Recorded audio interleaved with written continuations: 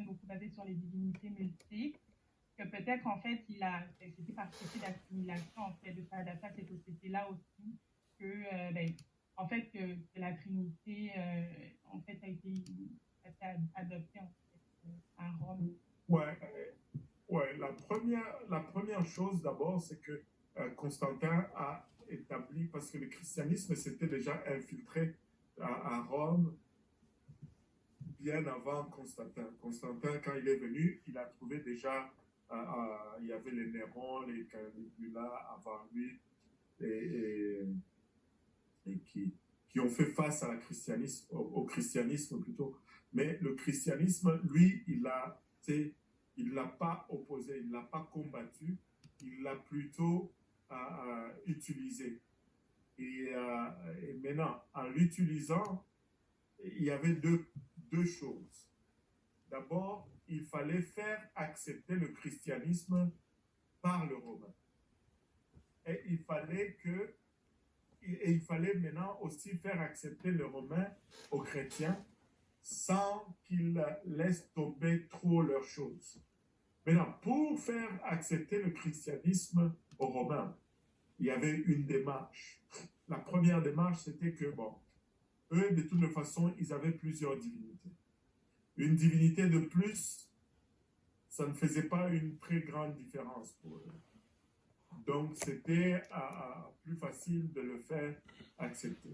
Mais quand on a voulu faire de Rome, plutôt de la chrétienté, parce que quand il a donné la paix aux chrétiens et que il a officialisé la chrétienté, il y a eu comme un autre extrémisme qui est né. Les chrétiens ont commencé à persécuter les Romains qui adoraient leur divinité. Là. Il y a eu des chrétiens zélés, c'est difficile à croire. Hein. Eux qui étaient persécutés, ils commencent aussi à persécuter les gens. Et ils ont commencé à persécuter les Romains et à cause de leur idolâtrie. Et là, donc il ne fallait pas juste, pour le Romain, ils ont réalisé qu'il ne fallait pas juste ajouter un autre Dieu, mais il fallait abandonner tous nos dieux.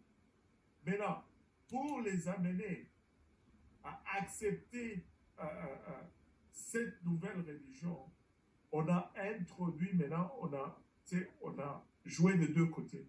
On a commencé à mettre des fausses doctrines dans la religion chrétienne. On a introduit l'adoration des morts, la béatification des saints. Les apôtres ont été élevés presque au niveau des divinités. Et tu peux voir que dans le catholicisme, certaines places, les mêmes statues qui servaient à Jupiter, à Apollo et aux autres divinités, ce sont les mêmes statues sur lesquelles on a juste changé de nom. Au lieu de Paul, je ne me rappelle plus, Paul c'est lequel, mais au lieu de Jupiter, on met Paul. Je pense que Jupiter c'est Pierre. En tout cas, c'est le même statut qui était là pour cette divinité. C'est le même statut qu'on a mis pour diviniser un peu les apôtres.